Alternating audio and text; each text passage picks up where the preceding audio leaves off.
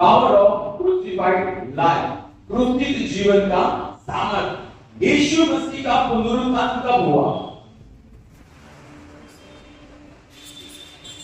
जब पहले यीशु को क्रूसिफाई किया गया, यानी पुनरुत्थान के सामर्थ्य में मुझे चलना है, उससे पहले आता है क्रूसिफिक्शन। Hello, right? यानी यीशु अगर क्रूसिफाई नहीं हुए होते तो रेजरेक्शन पावर वहां पे डेमोन्स्ट्रेट नहीं होता प्रभु, right? So no crucifixion is equal to no resurrection. यानी अगर मुझे आज पुनरुत्थान में चलना है तो मुझे आज पुराने जीवन को क्रूसित करना होगा और क्रूसित ही रखना होगा। अगर मुझे नई आइडेंटिटी जो मसीह ने दी है उसमें मुझे चलना है तो मेरा पुराना जीवन जो आदम में से आया उस जीवन को क्रूस पे रखना होगा और वहां रखकर ही जीना होगा, राइट? रोमियो के प्रति 8वां अध्याय और 11वीं आयत ऐसा कहती है, जिस पवित्र आत्मा ने यीशु को मुर्दे में से जिलाया, यानी पवित्र आत्मा जब यीशु का शरीर था वो कब्र के अंदर, तो पवित्र आत्मा जब आया तब उसने जीवन डाला, तभी तो जीवन आया होगा, राइट? तभी तो जीवन आया होगा। यानी अगर मुझे स्वर्ग का जीवन आज जीना है तो सबसे पहले मुझे क्रूसित जीवन पसंद करना होगा।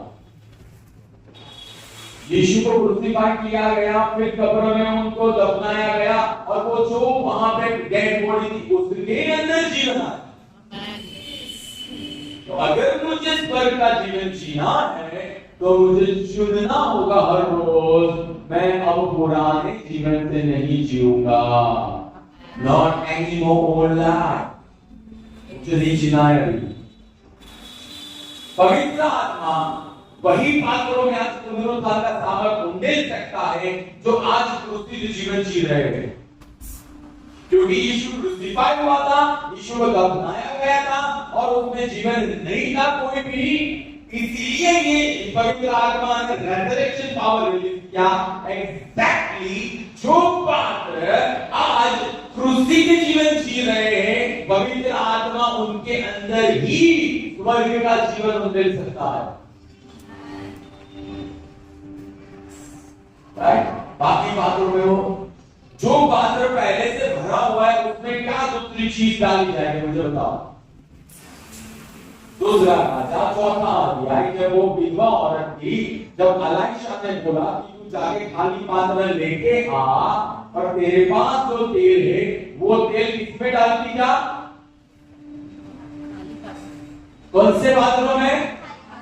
लेकिन वो पात्र खाली ही नहीं होता, तो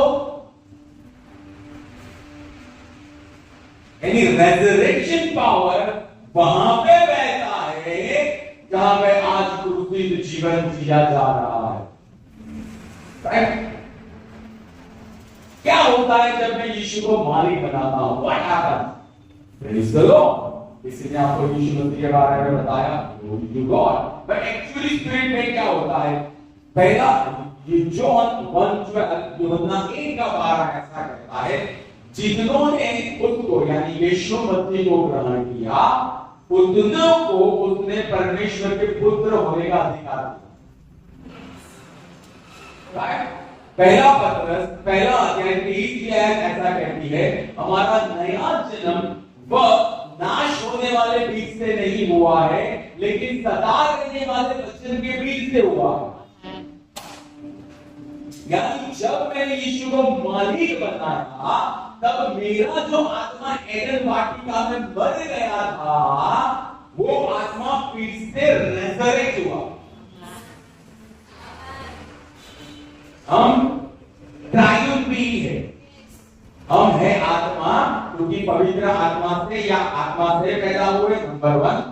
हमारा है प्राण और हम रहते हैं इस शरीर में या सूट में। हम ये सूट नहीं है, हम प्राण नहीं है, हम आत्मा है, यह स्पिरिट बीइंग, यह स्पिरिट बीइंग। तो हमारा आत्मा हमारे जो ग्रेट ग्रेट ग्रैंडफादर या दादा जो थे आदम, उन्होंने पाप किया था, उनकी वजह से जो उनके अंदर था वो मर गया। वो हमारा आत्मा यीशु की समानता स्वरूप में जब यीशु को मालिक बनाता हूं तो रेजरेक्ट होगा। आदम की समानता स्वरूप में नहीं, यीशु की समानता स्वरूप के अंदर, वो भी मैं आपको बताऊंगा। और पहला पत्रस 1:23 कहता है हमारा नया जन्म परमेश्वर के अविनाशी बीज से होता है। यानी हमारे अंदर बीज किसका है? अब परमेश्वर का।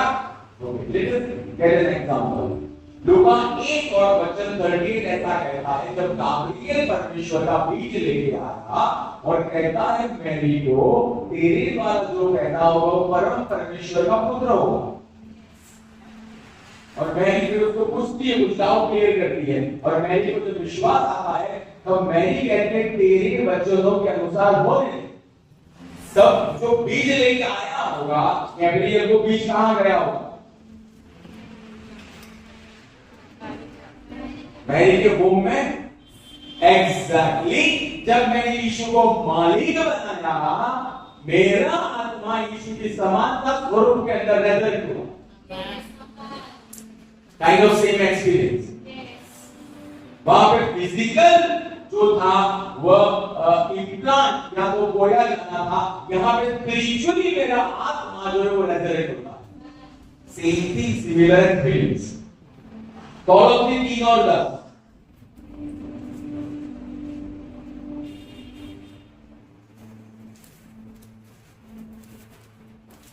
और नए मनुष्य को पहन किया है जो अपने सृष्टिकर्ता के स्वरूप के अनुसार। नया मनुष्य को किसके स्वरूप के अनुसार सृजा गया है? और हमारा सृष्टिकर्ता कौन है? यीशु मसीह। यानी हमारा आत्मा जो रेजरेक्ट हुआ वो अब आदम की समानता स्वरूप में नहीं है, वो आत्मा हमारा सृष्टिकर्ता जो यीशु की समानता स्वरूप है। फिर से पढ़ेंगे। और नए मनुष्य को पहन लिया है जो अपने सृष्टिकर्ता के स्वरूप के अनुसार सत्य ज्ञान प्राप्त करने के लिए नया बनता जाता है। यानी नया मनुष्यत्व, यानी मेरा नया आत्मा या तो रिबॉर्न स्पिरिट जो है वह यीशु की समानता और स्वरूप में बनाया गया है। डॉक्टर क्रिश्चियन मार्कोस हमारे स्पिरिचुअल फादर ऐसा कहते हैं, यीशु मसीह और आप जो बॉर्न अगेन हो उनमें एक ही डिफरेंस है, उनको बनाया नहीं गया है, आपको बनाया गया है। That's it.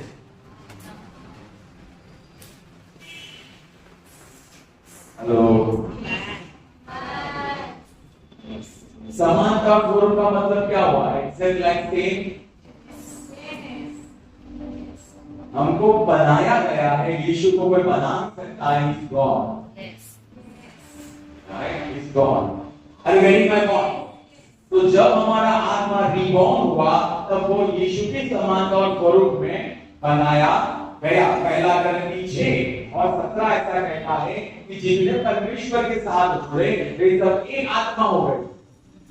तो जब मैंने यीशु को मालिक बनाया और उसके बाद जब मेरा पवित्र आत्मा से बपतिस्मा हुआ तब मैं परमेश्वर के साथ एक आत्मा।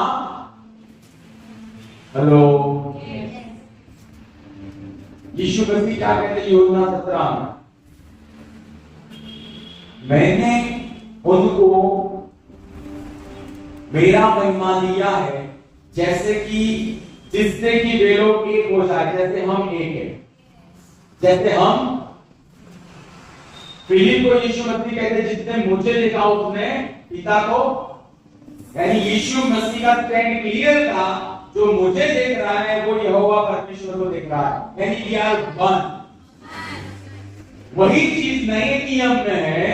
पहला करंती 6:17 की आयत, जिसने परमेश्वर से जुड़े, क्या लिखा है? एग्जैक्ट वर्ड क्या है?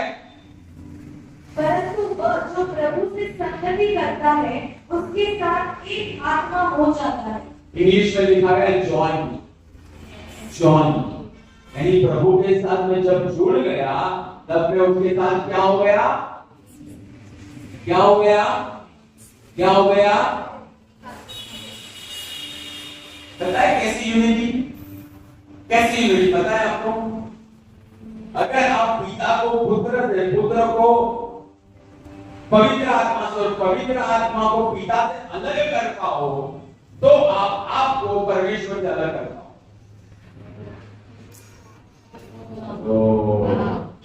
हेलो, अगर आप ट्रिनिटी जो परमेश्वर है, ट्रिनिटेरियन, आप उनको अलग कर पाओ, तो आप इस जीवन को अलग कर पाओ। ये हो गया, ये होना नहीं, ये हुआ है।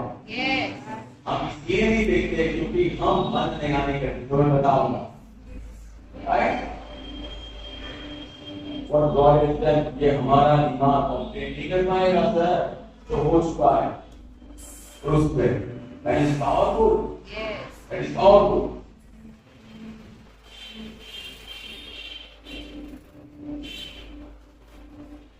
जब फिर से मैरी के पास आते हैं, मैरी ने कहा लूका 1 का 38 में तेरे वचनों के अनुसार होने दे, यानी मैरी के गर्भ के अंदर बीज गया, यानी मैरी प्रेग्नेंट थी। तो मैरी के पास चुनाव था 9 महीने के बाद ये बच्चे को बाहर आने देना या 9 महीने पहले बीज करे हो जाए। हेलो हेलो,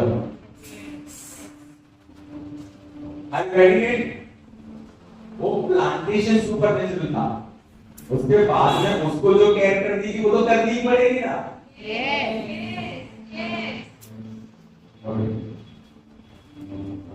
यदि आप नया जन्म पाने के बाद आप जिम्मेदार होते रहोगे, आप अपने अंदर परमेश्वर को जीने दोगे या नहीं जीने दोगे?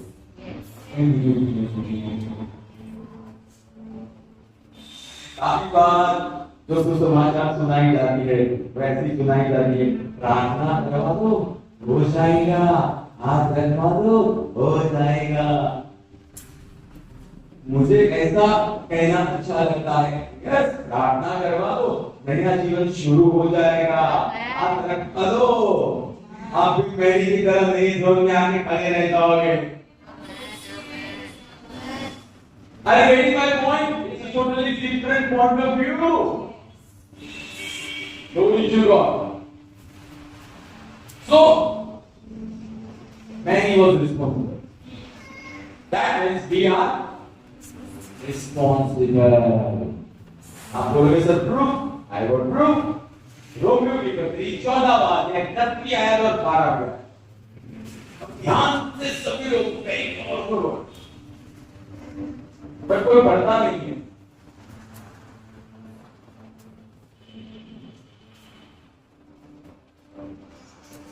चौदहवां अध्याय 10वीं आयत फिर 12वीं आयत। पर तू अपने भाई पर क्यों दोष लगाता है, या तू फिर अपने भाई को क्यों तुच्छ चाहता है?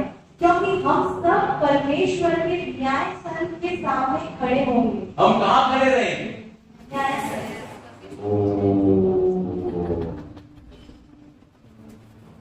Good morning.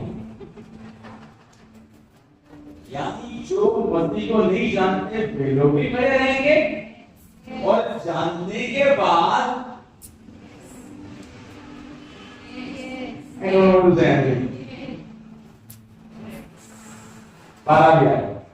इसीलिए हम में से प्रत्येक व्यक्ति परमेश्वर को अपना अपना लेखा देगा।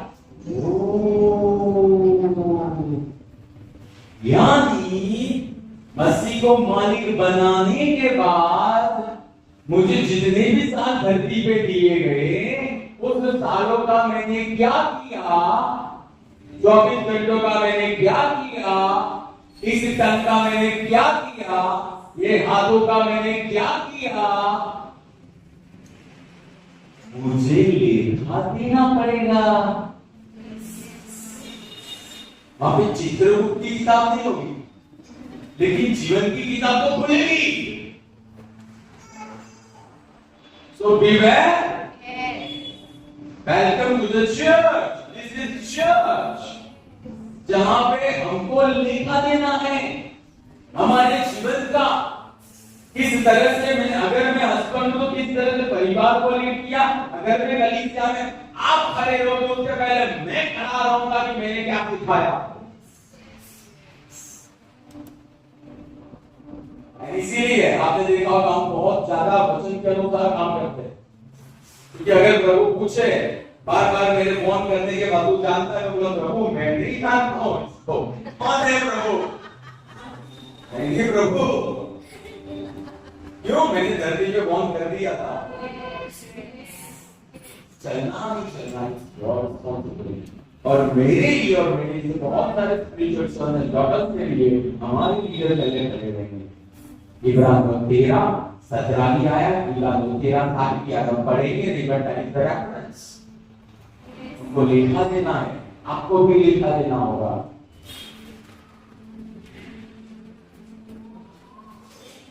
परमेश्वर के हम दूसरों को माफ नहीं करते हैं, हम प्रभु की योजना जान के अधीन नहीं होते, अधीन होते हैं, हम जानबूझकर झूठ बोलते हैं, वही पुरानी आदतों में आई टेल यू हमें लेखा देना है।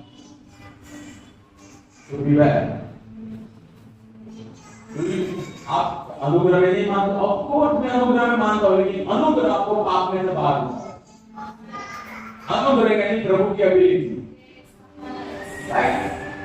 परमेश्वर के बहुत सामर्थ्य इंसान, बहुत जाने माने इंसान, एक दिन उनको सपना आया और सपने के अंदर वो देख रहे थे यीशु मसीह खड़े थे और उनके बाजू में बहुत अच्छा म्यूजिक इंस्ट्रूमेंट बजाया जा रहा था, और अगर कोई व्यक्ति उसकी बुराई पूरी करके वो महिमा में नेक्स्ट लेवल में जाता था तो बहुत अच्छी म्यूजिक वहां पे बजती थी।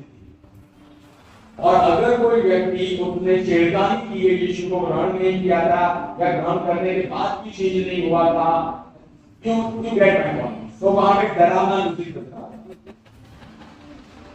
अब इतनी बात है, तो जो म्यूजिक बजा रहा था यीशु के सामने देख रहा था, बंद म्यूजिक बजा हुआ। अब ये वो बंदे अगर यहाँ पे खड़े रहे तो अब यहाँ बैठे बैठे गिर जाओ, ऐसे बंदे, मैं उनकी बात कर रहा हूं, ये ऐसे वैसे बंदे नहीं थे। बहुत कम ऐसे लोग धरती पे उनमें से होगा, तो वो कंफ्यूज हो गए म्यूजिक बजाने वाले। अचानक परमेश्वर ने उनको कहा वॉच आउट। प्रभु ने कहा watch out, you do not blow up, तो संभालना, गड़बड़ी ना करे।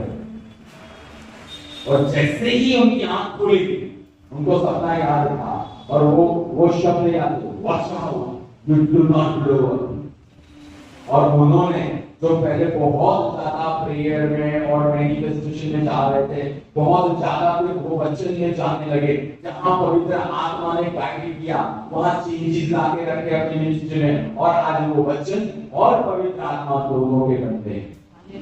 आज वो वचन दिखा रहे हो। So watch out, don't blow up, watch out। आपके 24 घंटे के लिए watch out, आपके जीवन के लिए वॉच आउट, आप जो चुनाव कर रहे हो वॉच आउट, आप जो देख रहे हो वॉच आउट, आप जो बोल रहे हो वॉच आउट, आप जो सोच रहे हो वॉच आउट, वॉच आउट। जिस दिन इस वेसल का समय खत्म हो गया फिर रिपेंटेंस के लिए टाइम नहीं आएगा। उसके पहले रिपेंटेंस यानी माफी मांगना नहीं, माफी मांगने के बाद चेंज होना, दैट इज रिपेंटेंस, राइट?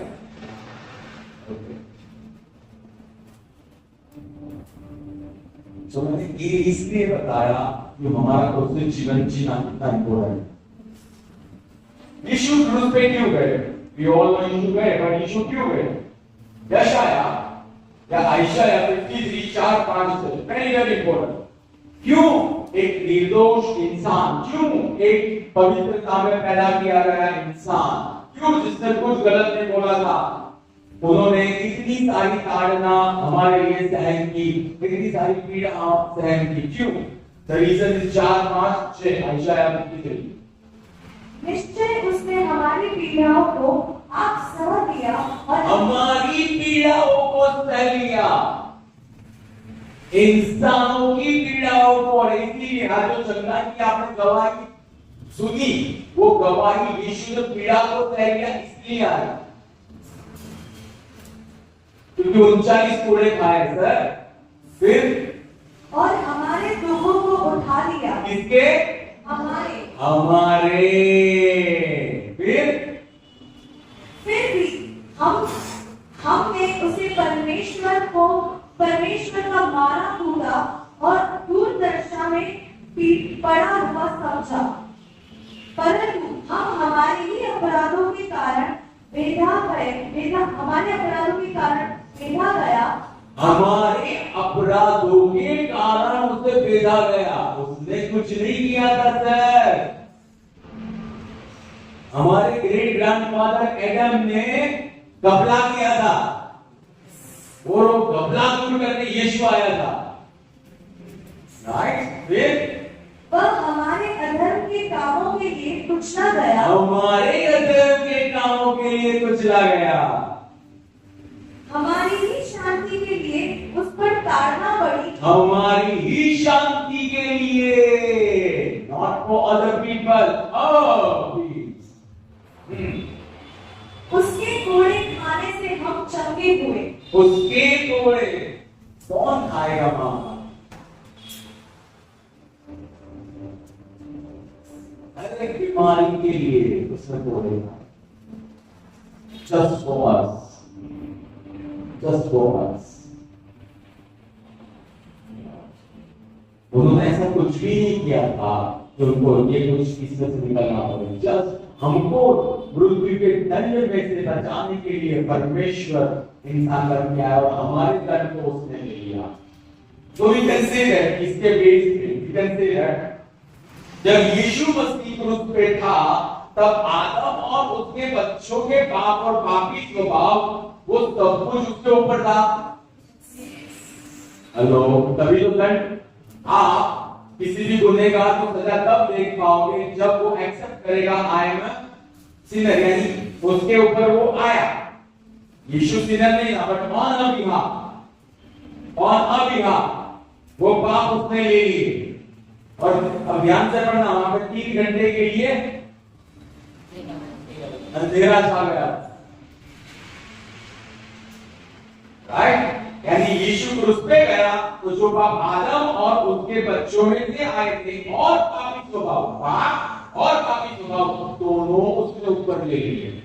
सिर्फ पाप नहीं है, पापी स्वभाव भी ले लिया है। हेलो, इसलिए अब हमको पापी रहने की जरूरत नहीं है, अब हम धर्मी हैं। पर वो चॉइस हमको हर रोज करनी पड़ेगी। यानी यीशु जब क्रूस पे थे तब मेरे पाप और मेरा पापी स्वभाव भी क्रूस पे था, क्योंकि मैं आदम से पैदा हुआ था। हेलो, यानी यीशु को जब दंडित किया गया तब मेरे पाप और मेरे पापी स्वभाव को भी उसके अंदर दंडित किया गया। अरे रेडी, सब्स्टिट्यूट मेरी जगह पे। यानी जब यीशु को दफनाया गया दंडित करने के बाद, तब मेरे जो पाप थे और मेरा पापी स्वभाव था जिसको दंडित किया गया था उसको भी दफनाया गया। क्योंकि क्रूस पे क्रूसित किया गया तो पाप और पापी स्वभाव क्रूस पे चला गया। और फिर शरीर का क्या किया यीशु के? दफनाया गया। तो फिर वो शरीर जब दफनाया गया कब्र में तो मेरे पाप और मेरा स्वभाव भी दफनाया गया। अरे रोमियो की, यानी जब यीशु को दफनाया गया तब सदा के लिए मेरे पाप और मेरे स्वभाव को भी दफनाया गया। रोमियो की पत्री 6 अगर आप विजय में जीना चाहते हो, आप 2 महीने या 4 महीने कुछ नहीं पढ़ना, रोमियो की पत्री 6 कोई पढ़ना, जितना पढ़ पाओ आपको पता चलेगा मसीह में कौन हो। ये दोनों अध्याय बहुत इंपॉर्टेंट है, 6 और 2। कदापि नहीं। हम जो पाप के लिए मर गए फिर उसमें कैसे जीवन व्यतीत करें? यानी जब वो पाप को क्रूसित किया गया, पापी स्वभाव को क्रूसित किया गया और दफनाया गया, यानी जो मैं अब नया हूं, मैंने यीशु को मालिक बनाया है, अब उसके पाप के साथ मेरा कोई लेना देना नहीं है। हेलो, अरे 6 और 6 यह जानते हुए कि हमारा पुराना मनुष्यत्व उसके साथ क्रूस पर चढ़ाया गया, कि हमारा पाप का शरीर निष्क्रिय हो जाए, कि हम आगे को पाप के दास न रहे। और अब जब मेरा ओल्ड नेचर, पुराना मनुष्यत्व जो आदम से आया, उसको भी क्रूसित किया गया, कि अब जो वो सामर्थ लेके आता था पाप का स्वभाव और पाप का शरीर, वो निष्क्रिय किया जाए। ओके, आप सबके रिलेटिव हैं, ओल्ड एज में सब शांत होते हैं। शांत होने के बाद आप कितनी बार उनको मिलने जाते हो? कोई जाता है मिलने? लास्ट टाइम एक बार जाते हो, फिर आप दूसरे साल जाते हो, हेलो दादा, हाउ आर यू चाचा, हेलो दादा करते हो? कोई करता है क्या? रिमेंबर है, अगर कोई मर जाता है तो जो जीवित है उसका कोई लेना देना नहीं है। तो जो पुराना स्वभाव आदम में से आया, उसको यीशु में दंडित किया गया और दफनाया गया कि उसका शरीर निष्क्रिय हो जाए। तो अब मुझे मेरे पुराने स्वभाव से कोई लेना देना नहीं है। Hello, this is word of God. अब वो दंडित किया गया, क्रूसित किया गया और उसको दफनाया गया। That's it. फिर मुझे जाके खुदाई करनी है। Hello, no, that is gone, forever gone, right? शेवटचा पुराना मनुष्यत्व गाड़ा भी गया, शेवटचा। इसीलिए हम बपतिस्मा द्वारा उसकी मृत्यु में सहभागी होकर उसके साथ गाड़े गए हैं, जिससे कि पिता की महिमा के द्वारा जैसे मसीह जलाया गया था, वैसे हम भी जीवन की नई चाल चले। राइट। तो यानी अब मैं पुराने जीवन के लिए मर गया, जो आदम में से आया या पाप या पापी स्वभाव जो है, और अब मैं परमेश्वर के लिए जीने के लिए जीता गया हूं। Are you getting it what I'm trying to say? मेरा पुराना डेथ हो गया, मैंने एक्नॉलेज किया, जब यीशु गया तो उसमें तो मैं भी था वहां पे, और दफनाया गया तो पुराना शरीर जो आदम से आया वो दफनाया गया, नेचर, स्वभाव, मनुष्यत्व नेचर, और अब जो नया नेचर है, पहला पत्र 1:23 के अनुसार मेरा जन्म परमेश्वर के अविनाशी सदाकाल रहने वाले वचन के बीच से हुआ है। तो अब मैं जिसके बीच से, यानी प्रभु के बीच से पैदा हुआ हूं, तो अब मैं प्रभु के लिए जीऊंगा। Right, okay. तो अब मैं मसीह यीशु में, मुझे बता, तो अब जो पुराना आया था, जो पाप किया था, वो दंडित हुआ, उसको दफनाया गया, और जब मैंने यीशु को मालिक बनाया, ग्रहण किया, और अब मेरा नया नेचर है, तो अब मेरा नया नेचर वचन के अनुसार परमेश्वर का है। यानी मेरे नए नेचर को या मेरे नए मनुष्यत्व को, या जो मेरा नया स्पिरिट रिबॉर्न हुआ है या रेजरेक्ट हुआ है, उसको आदम से आए हुए स्वभाव से कोई लेना देना नहीं। हेलो, आप पैदा तो हुए थे नेचुरली, लेकिन यूना 3 के अनुसार अब आपका सुपर नेचुरल जन्म हुआ है, नया जन्म कहते हैं। और नए जन्म को, नए स्वभाव को, जो पहला स्वभाव था उससे कोई लेना देना नहीं। It's gone, it's gone, it's gone। तो मैं कैसे जीऊंगा? रोमियो को कतरी 8वां अध्याय पहली आयत ऐसा कहती है एनकेजीवी बाइबल में, Now therefore there is no condemnation to those who are in Christ Jesus, those who walk by spirit and not by flesh. The law of spirit of life has set me free from the law of sin and death. यानी मसीह यीशु में जो लोग हैं और जो पवित्र आत्मा से चलाए जाते हैं उनके लिए दंड की आज्ञा कोई नहीं है, और जो एक से यानी पुराने नीचे से नहीं चलते हैं। सबसे पहले मसीह यीशु में हमने देखा नया जन्म हुआ तो मसीह यीशु में है, तभी तो शरीर होंगे ना। यार इन ही अब हम उसमें हैं। फिर the law of spirit of life, जीवन का जो नियम है उसने मुझे मृत्यु और पाप के नियम से छुड़ा लिया। जीवन का जो नियम है कहां से आया जीवन? यीशु में से आया। यीशु के अंदर का रेजरेक्शन मेरे अंदर आया, तो वो जब मेरे अंदर आया, आदत से जो आया था पाप, आदत से जो आया था पापी स्वभाव, उससे मुझे छुड़ा लिया। यानी अब मैं चाहूं तो मैं पापी जीवन नहीं जीऊंगा, मैं चाहूं तब मैं पुराने तरीके से नहीं जीऊंगा। इस एंटायर टू मी नाउ। तो अब मुझे क्या करना है? रोमियो का 6वां अध्याय 8वां है और उसके बाद 11 भी आया, 10 भी और 11 भी आया। अब यदि हम मसीह के साथ मर गए तो हम विश्वास करते हैं कि उसके साथ जीवित भी रहेंगे। यानी मसीह के साथ मर गए और यीशु जो आज पिता के साथ जीवित है, तो अब मैं नए जीवन में उसके साथ जीऊंगा। एफएससी 2:6 हमको स्वर्गीय स्थानों में मसीह में बिठाया गया है। फिर 6:10 ऐसा कहता है यीशु एक ही बार पाप के लिए मरा और सदा परमेश्वर के लिए जीवित है, तो मैं भी एक बार पाप के लिए मर गया यीशु में, लेकिन अब मैं परमेश्वर के लिए सदा के लिए जीवित हूँ।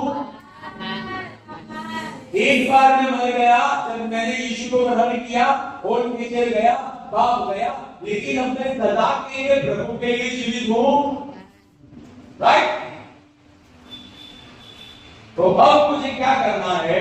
12 भी आया, 6 और 12। इसीलिए पाप को अपने मरणहार शरीर में प्रभुता न करने दो कि तुम उसकी लालसाओं को पूरा करो।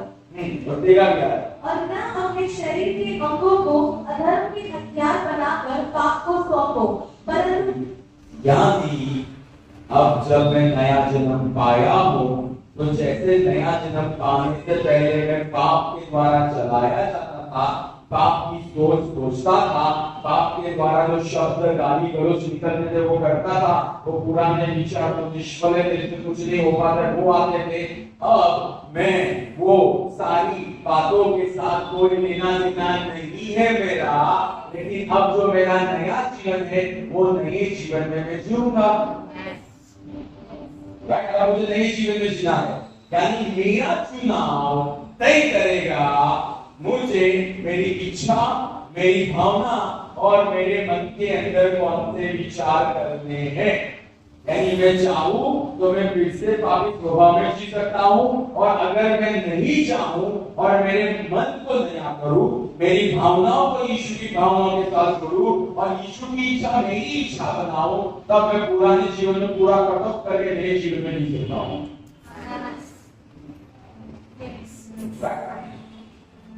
यानी हर रोज मुझे चुनाव करना है कि मेरे पुराने जीवन को मैं गाड़ा हुआ रखूं, सुरक्षित रखूं, या वहीं पे रखूं और नए जीवन में जीऊं, या मैं ना जीऊं। यानी क्रूसित जीवन, उसका मतलब होता है पुराना जीवन बिल्कुल नहीं। हम क्रूस पे रहते हैं, बिल्कुल नहीं, ये मसीहत है। आप परमेश्वर को जाने, आप परमेश्वर में आप उसके पहले जो थे उससे कोई लेना देना अभी जो आप हो उससे नहीं है। Nothing to do. आप टोटली न्यू हो। 2 Corinthians 5:17 जो मसीह यीशु में नई सृष्टि है, पुरानी सारी बातें चली गई, पुरानी सारी बातें चली गई है, वे सारी बातें नहीं हुई है। और 18 भी है, वे सारी बातें परमेश्वर की ओर से है। वे सारी बातें पहले आदम की ओर से थी, अब सारी बातें परमेश्वर की ओर से। और एक ट्रांसलेशन ऐसा कहता है, एक ऐसी जाति जो पूरे ब्रह्मांड में नहीं देखी है वो हो आप। Hello, that is brand new creation, वो नई सृष्टि हो आप। यानी क्रूसिफाइड लाइफ, यानी मैं पुरानी सोच में नहीं रहूंगा, लेकिन रोमियो की पत्री 12वां अध्याय 2 आयत के अनुसार मैं मेरे मन को नया करता जाऊंगा। कैसे नया करो? तो नए नियम के वचनों से, पुराने नहीं। आपको ब्रांड न्यू क्रिएशन पुराने नियम में नहीं दिखेगा, नए में दिखेगा। और खास करके पत्री में मैंने 4 साल नया नियम नहीं पढ़ा, 4 साल जितनी समय मेरी पीएचडी चली सिर्फ नया नियम। अगर आप तो मेरा बाइबल देखो तो नया नियम आपको ब्लैक दिखेगा, पुराना नियम व्हाइट दिखेगा। 4 साल, लेकिन उसके बाद जो प्रकाशन आए, उसके बाद जो विषय में चलने लगा, उसके बाद जो चीजें चमत्कार होने लगे, इतने समय की सेवा आएगा नहीं देखे थे। खजाना पत्रियों में, एपिस्टल्स में, खजाना पत्रियों में, पत्रियां पावल बोले।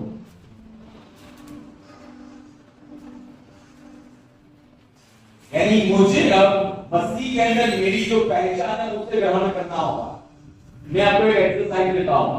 पत्रियों के अंदर इन ही पुत्र में, यीशु में, यीशु द्वारा, इन ही बाय ही, ये जो शब्द है, सारे शब्दों को आप राउंड करो, वो आपकी पहचान।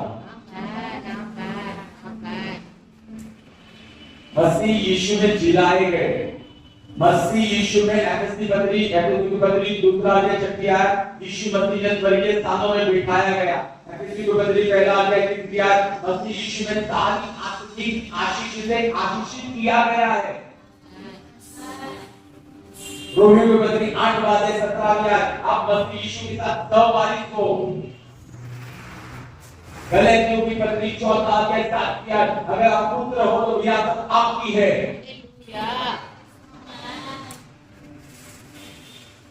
जो कुछ यीशु का है वो आपका वचनों के अनुसार, बट उसके लिए आपको अपने मन को नया करना पड़ेगा। राइट? आपको वो यीशु नहीं करेगा। क्यों सर, ऐसा क्यों? क्योंकि नीति वचन 30:4 ऐसा कहता है, जैसा वो सोचता है वैसा ही वो है। यानी मैं मसीह में आया, मैंने बपतिस्मा भी ले लिया, मैं भी बोल रहा हूं, लेकिन ये सब करने के बावजूद भी अगर मेरी सोच पुरानी ही है, अगर मेरे विचार पुराने ही है, अगर मेरे मुंह से निकलने वाले शब्द है वो पुराने ही है, अगर मैं जो डिसीजन लेता हूं, चुनाव करता हूं वो पुराने ही है, और पुराना स्वभाव यानी आदम का, और आदम के स्वभाव के ऊपर शैतान का पूरा अधिकार है।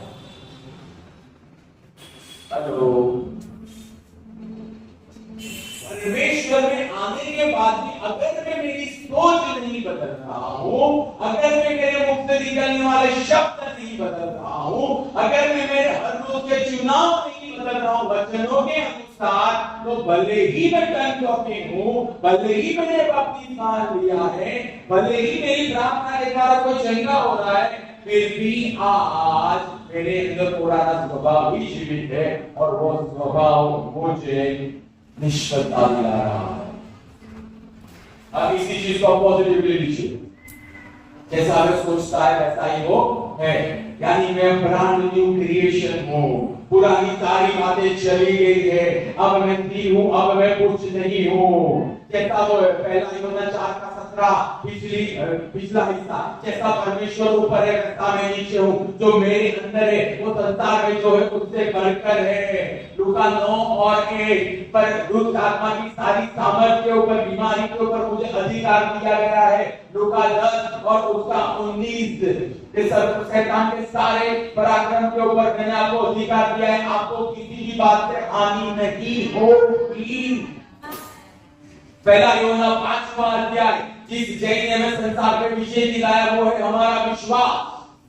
यानी इन वचनों से जब मैं मेरी सोच को चेंज करता हूँ, मेरे मुख से निकलने वाले शब्दों को चेंज करता हूँ, मेरे एक्शन को चेंज करता हूँ। मत्ती 6:23 प्रथम उसके राज्य को, उसकी इच्छा को अपने लिए ढूंढो, मैं रिप्रेस कर रहा हूँ, और उसकी इच्छा पूरी करने का तरीका यानी धर्मीपन आप ढूंढो, तो सारी वस्तुएं जो दूसरे लोग खोजते हैं पूरे दिन उसके पीछे मेहनत करते वो आपके जीवन के अंदर डाल दी जाएगी।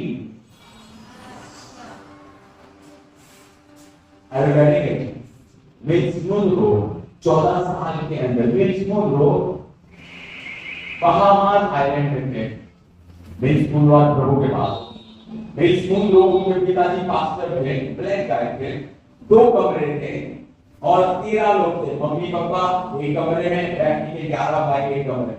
मेरे लोग प्रभु को कंप्लेन कर रहे थे, तुमने काले लोगों को गरीब बनाया। और प्रभु ने कहा मैंने किसी को गरीब नहीं बनाया, मैंने सिर्फ इंसान बनाया है। तो तेरा वचन बोलने दे। और मेरी 14 years old, वचन खोला, वचन खाया, वचन खोला, वचन खाया, वचन खोला, वचन खाया, वचन खोला, और वचन के अंदर तो प्रभु ने व्यवहार करना शुरू किया। 17 साल एट द एज ऑफ 17 उनका बैंड था बहामास आइलैंड में नंबर 1 बैंड था। और जब वो ग्रेजुएट हुए ओरल रोबर्ट यूनिवर्सिटी में से और उन्होंने सेवकाई की शुरुआत की, आज से करीबन 20-30 या 40 साल पहले अपना चार्टर्ड प्लेन लेके घूमते थे। हेलो, और फिलिप्स और उस समय की जो कंपनियां थी उनके एम्प्लॉयज को बाइबल में से ट्रेनिंग देते थे और 13 देश की गवर्नमेंट उनकी सलाह लेने आती थी। उन्होंने अपनी पहचान को जाना। I tell you, अगर आप बच्चों में से ढूंढ लो कि आप कौन हो प्रभु में, मसीह में, और आपके अंदर मसीह कौन है और आप जीने लगो, I tell you, अभी तक जो सक्सेस नहीं मिली आपको वो सक्सेस मिलेगी। अभी तक आपने जो देखा वो कुछ नहीं, वो 0 है। पर उसके लिए आपको इन्वेस्ट करना पड़ेगा, आपको वचन खोलना पड़ेगा, आपको घोषणाएं करनी पड़ेगी। राइट? लूका से वचन 47 वचन 48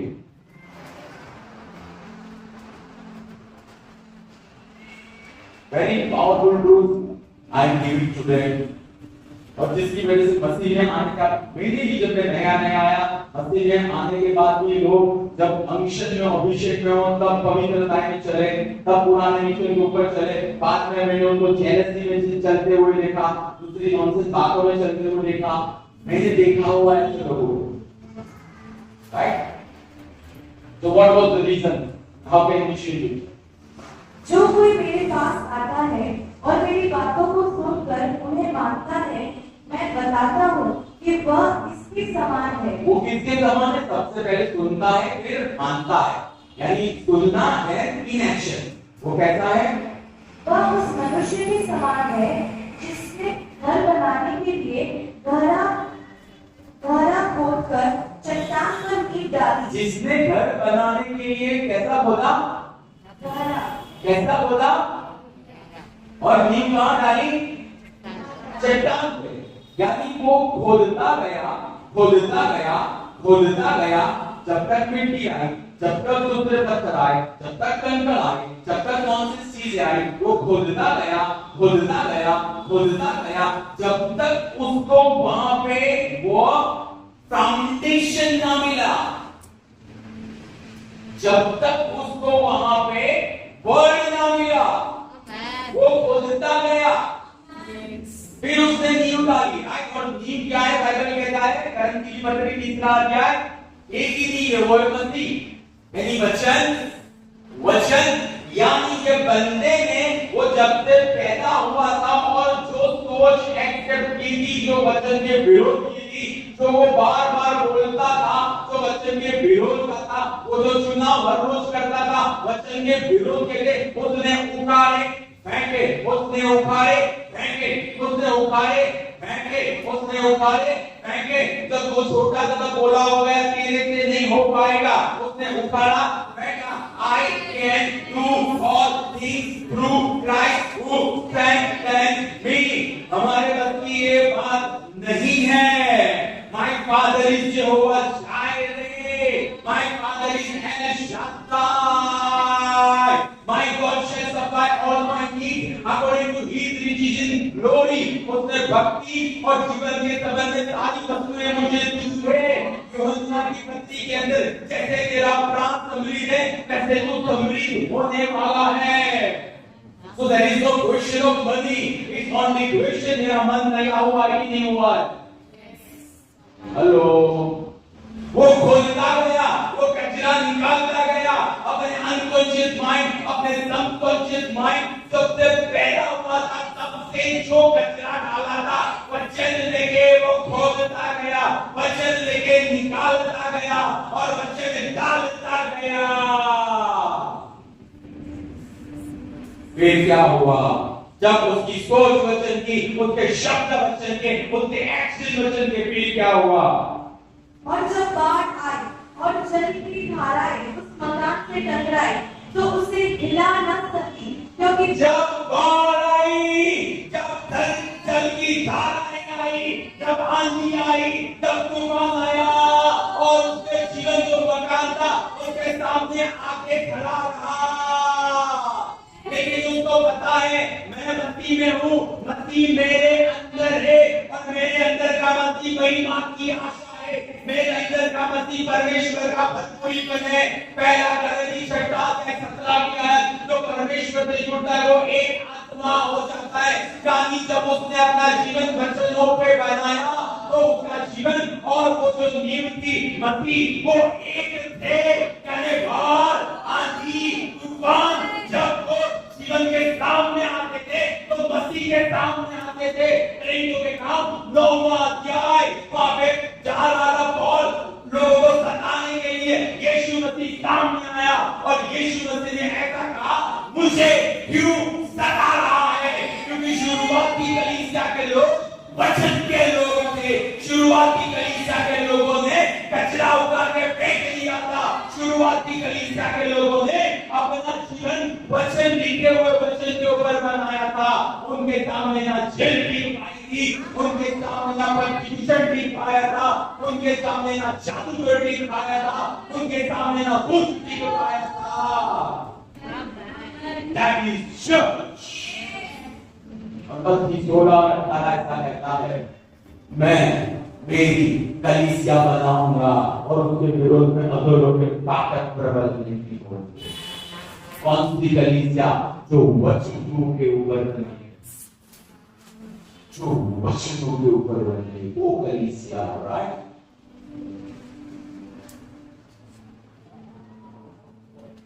यानी वो हर रोज चुनाव करता था, वचन जो कह रहा है वही मैं हूं, वचन कहता है मेरे पास है यानी है। एफएससी 1:3, हर आदमी आशीष से यीशु में आशीषित हुआ हूं। हर आदमी आशीष, सर आप क्या बोल रहे हो? बोल रहे हो, हर आदमी आशीष से मैं आशीषित हुआ हूं, ऐसा वचन कहता है। राइट? वचन जो कहता है मैं कर सकता हूं, मैं कर सकता हूं।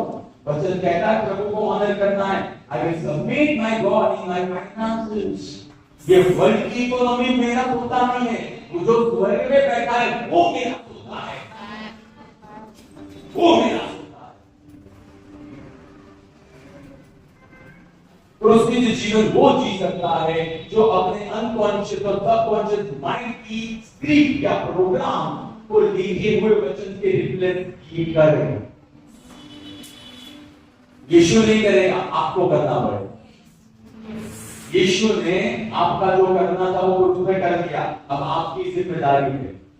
आपको वचन छोड़ना है घर पे, आपको फास्टिंग में जाना है, आपको दुआ करनी है, आपको पवित्र आत्मा के संग संग चलना है, आपको प्रेज वर्शिप करनी है।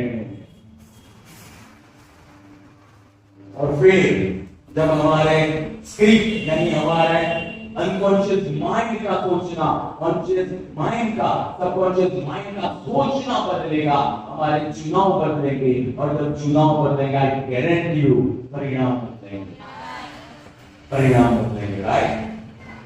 जब आपका मन आप नया करते हो तब आपकी भावनाएं भी राजा की भावनाओं की तरह बदलनी चाहती है, आपके विचार बदल जाते हैं, आप पूरी तरह से बदल जाते हो। अब वो इच्छा ये फ्रांसिस के जीवन में नहीं है, अब वह राजा की जो इच्छा है फ्रांसिस के लिए वही है फ्रांसिस की इच्छा है। अब दो प्लान नहीं है, मैं ये भी करूं मैं ये भी करूं, नहीं, मेरे प्रभु ने जो प्लान बना है सनातन काल के अंदर वही प्लान मेरे प्लान है। अब दो दिशा नहीं है, अब एक ही दिशा है जो राजा की दिशा। गलातियन 2:20 पॉल ऐसे जी रहा था, बट इसके पहले यहोशू 1:8 और रोमियो 3:10 और 8।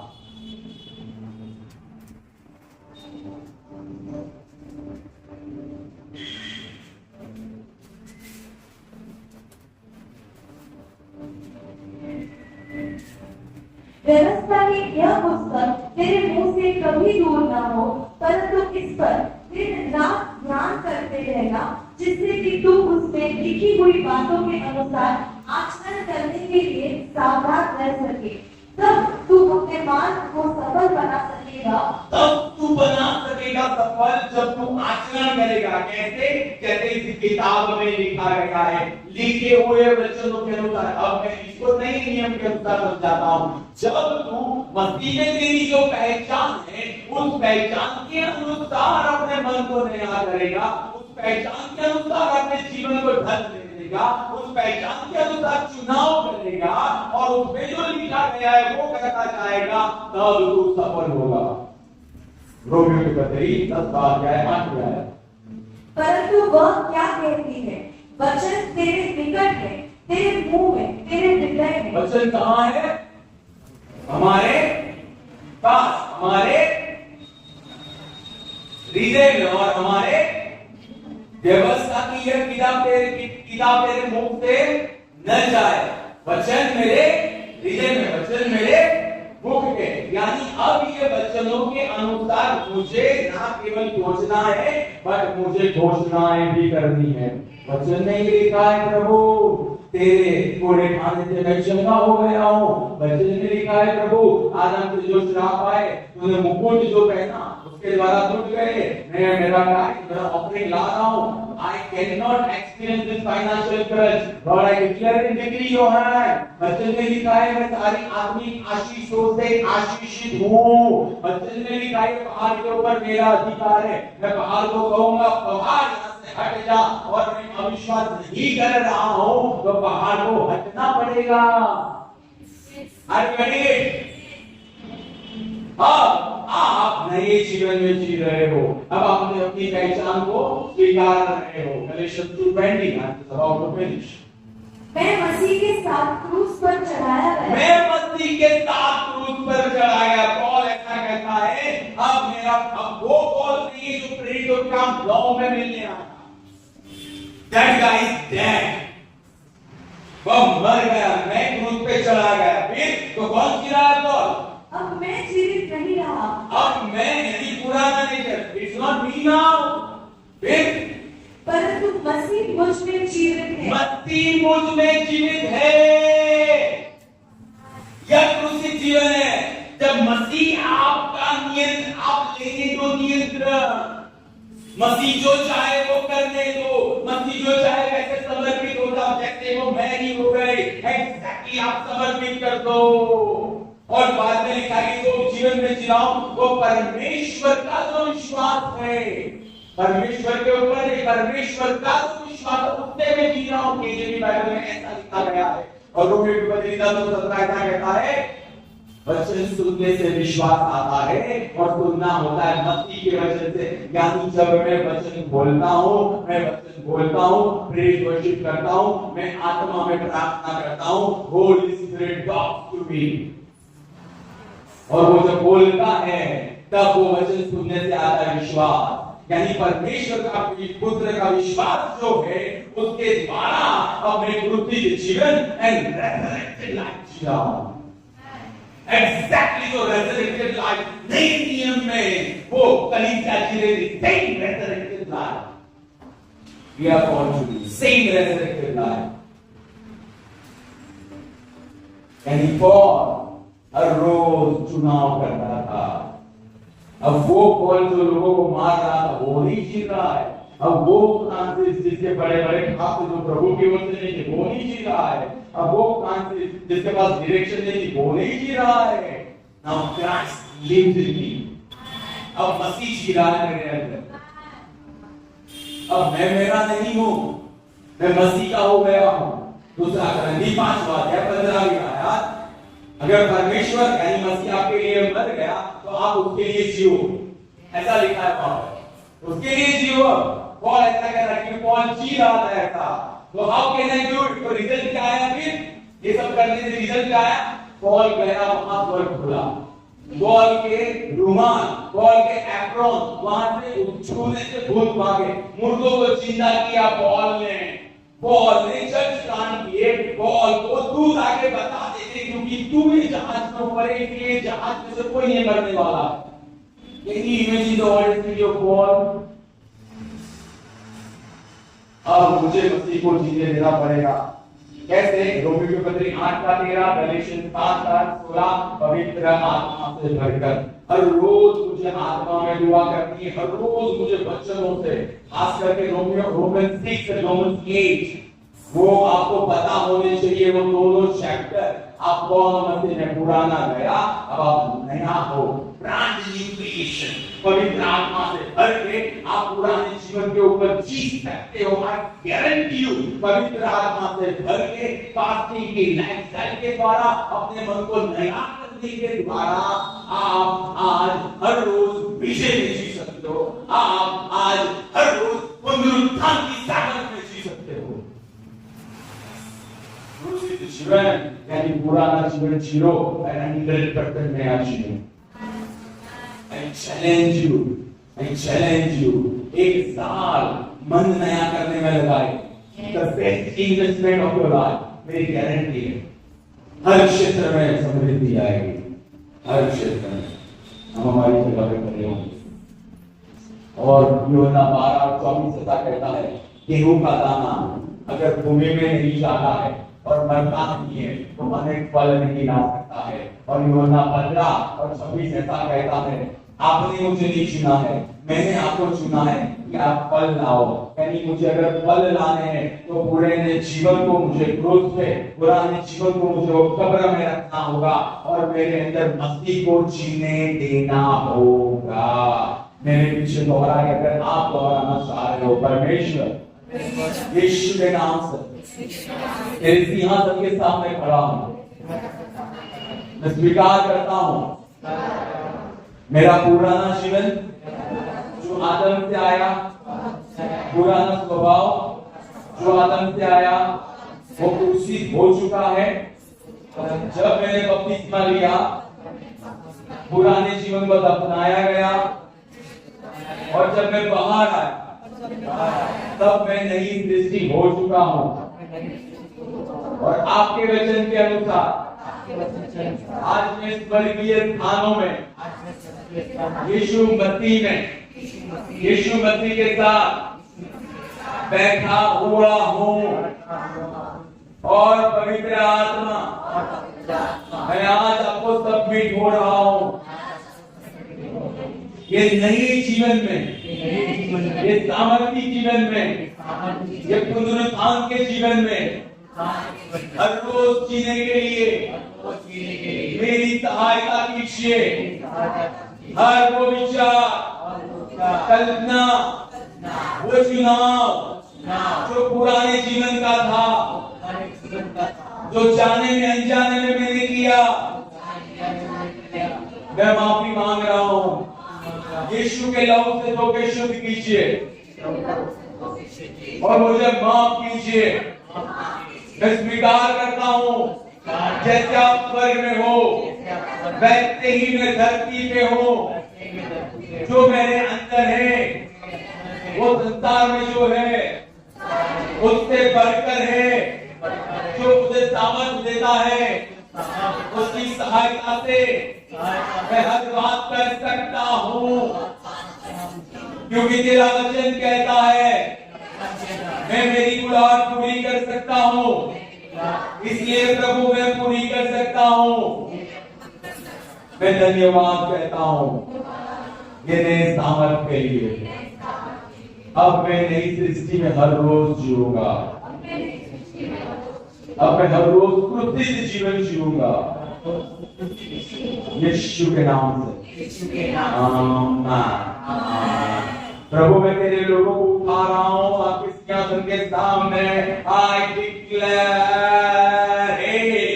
Holi spirit upon them. पवित्र आत्मा उनको एम्पावर करे, पवित्र आत्मा उनको पकड़े, पवित्र आत्मा उनको चलाए।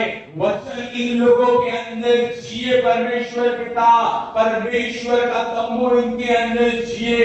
राजाओं का राजा, प्रभुओं का प्रभु, हर एक निष्फलता जो अभी तक थी वो निष्फलता के ऊपर उनको ले जाए।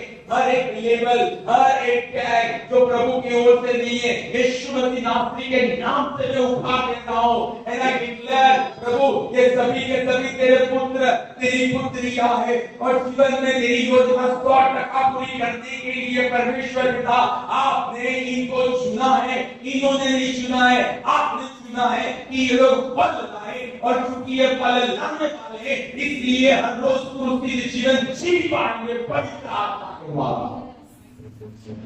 And bless all of us.